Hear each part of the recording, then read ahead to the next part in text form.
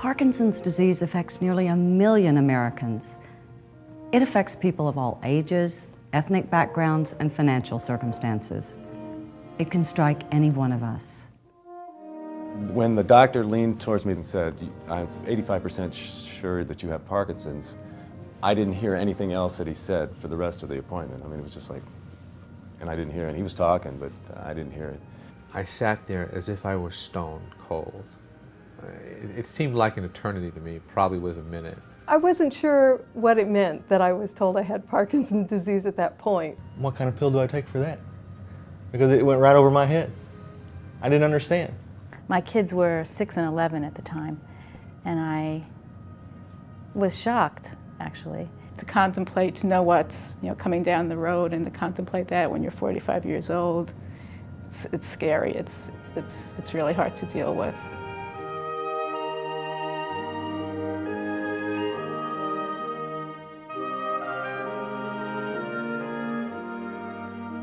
Hello, I'm Virginia Grace. I'll be your host for the next 20 minutes in this educational video for people who have recently been diagnosed with Parkinson's disease. Parkinson's has many mysteries, but one thing is certain: you are not alone. Nearly 1 million Americans have Parkinson's, and you're going to hear from some of them about how they've learned to live with the disease. You'll also hear from physicians, scientists, and other professionals who can help you broaden your understanding of the disease and learn about what you can do to manage your symptoms and your life. One of the first hurdles everyone faces is how to deal with the diagnosis. Each one of us is unique, and we respond in our own way. But you may recognize some familiar thoughts and feelings and what these people with Parkinson's have to tell us about how they reacted to the news. After 2 years of not knowing what was wrong with me, all I kept saying was, just give me a name. Just put a name on it. I don't care what name you put on it. Put a name on it, give me a pill, and let me go on with my life. Because this is terrible not knowing what's wrong with me. I don't care what it is, just give it a name. And that's the way I still feel. I got a name, I got a pill, let me go on with my life. When people ask me how I felt upon being diagnosed with Parkinson's, my answer is relieved. Because it wasn't a brain tumor, it wasn't chorioathetosis, it wasn't myasthenia gravis, it wasn't any of the other things I've been looked at, but potentially having. My first reaction was fear, shock probably, just cold wave of complete shock. Even though I was expecting to hear something like that, it's still, when you actually hear it, it just gives you a cold chill, and you just are in kind of like a numb fog for a while. And probably 2 questions come to mind whenever you're first diagnosed. How did I get it? And am I going to die? Well, the answer to the first one is not so easy. We still don't know. There are a number of ways that you could have gotten it. And then the second question, before I go back to that one, was, am I going to die? Well, that's an easy question. Everybody's going to die. But how soon am I going to die? And am I going to die a terrible death because of Parkinson's? My answer is no, because my neurologist said, you're young, there's a lot of research going on right now, but I feel like that there is hope. There's great hope, more hope now than ever before. Understanding what Parkinson's disease is can help take some of the anxiety out of the diagnosis. Although many of its mysteries have yet to be solved, our knowledge grows day by day.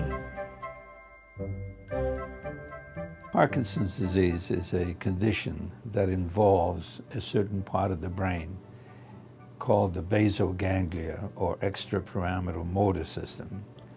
And it's a relatively small area of our brain, roughly 5% of our brain.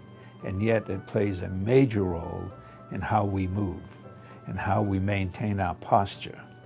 This part of the brain is controlled or influenced by a system called the dopamine system.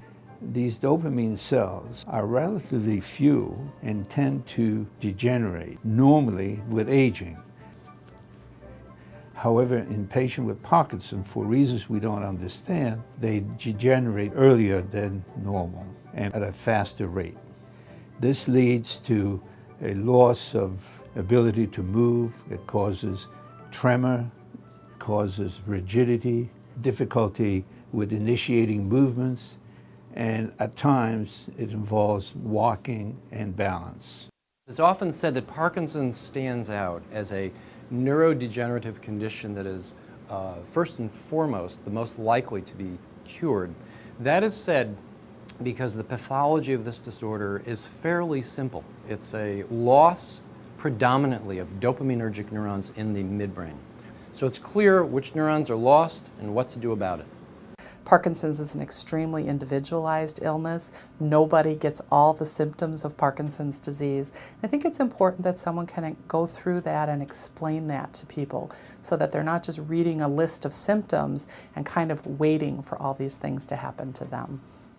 I've worked with many people at the time of diagnosis, and one of my observations is that everybody's different in each stage of living with Parkinson's. So the needs of people are different at different stages. We have yet to find a cure for Parkinson's, but scientists are making progress. They are hopeful, and that gives us reason to be hopeful as well. The rate of discovery in Parkinson's disease has never been faster. The rate of discovery is tremendous on several fronts, in relation to genetic discoveries, in relation to the underlying cause of neuron loss in this disease. This is a real reason for hope. And let me give an example. There is a medication in a large double-blind trial now, 800 patients. 3 years ago, this medication was strictly under basic studies in a laboratory. So it happens that fast. So patients should keep in mind there's a real reason for hope in their future. One of the most promising areas of study for the long term is research involving stem cells. So they can become cells that can produce insulin, they can become bone marrow cells, and they can become brain cells. So it's important for the patient to realize that this could be a source of cells for the replacement of dopaminergic neurons, those that are lost in Parkinson's disease. And I would say that is the greatest area of promise at this point in time. We hope this video has helped you learn more about Parkinson's disease and has helped you realize that in facing this diagnosis, you are not alone. In coping with Parkinson's disease, like so many things in life, we can make choices in our actions and in our attitudes that will make a difference. In putting Parkinson in perspective, for me, I have to think of it kind of as a coworker that I don't get along with. You know, you have those coworkers or those people in the PTA or wherever you're involved in life that you just rub wrong. There's just something about that person. But you have to work with them, you have to be on the team with them, and you have to find a way. There are people who are living with it and dealing with it, and that it's not all a bed of roses, but maybe it's not as bad. I think the unknown is always worse than the known. And if you see people who are dealing with it, it's easier for you. People have to realize that, after you first get diagnosed, it's okay to be angry. But you have to know that there is hope at the end of the tunnel. If somebody came to me and said, I just got diagnosed with young onset Parkinson's, the first thing I would do is hug them and tell them that the sky's still really blue and it's a really crappy diagnosis, but it's not a death sentence, okay? It's not. Life doesn't end with Parkinson. You can continue to work as well as you've worked in the past, and it should be encouraged, because the best thing that a Parkinson patient can do is not to withdraw, but to be active and to carry on. In some ways, there's no right answer for everybody, and it's looking for your right answer. Really kind of looking at what do you really want, instead of stepping back and saying, wow, this is going to stop me. It's like, what is this going to open up for me? What do I really want to do? What is really of value and importance and meaning, and how do I really maximize that? In facing this disease, you must maintain your sense of hope and optimism. To give in to despair makes it harder for your physician to treat you. It makes it harder for you to fight against this disease. So for both good scientific reasons and for important personal medical reasons, you must maintain hope. You can't walk this path alone. is all I want to say. You know, there's people out there with their hands waiting to help you. You just got to reach out. You know, I have taken myself up by my own bootstraps, not bragging, but I'm just saying that's the way you conquer it. You've got to take it into your own hands. Take the reins and say, I'm bigger than this. I can beat this thing. I can't cure it, but I can definitely live with it.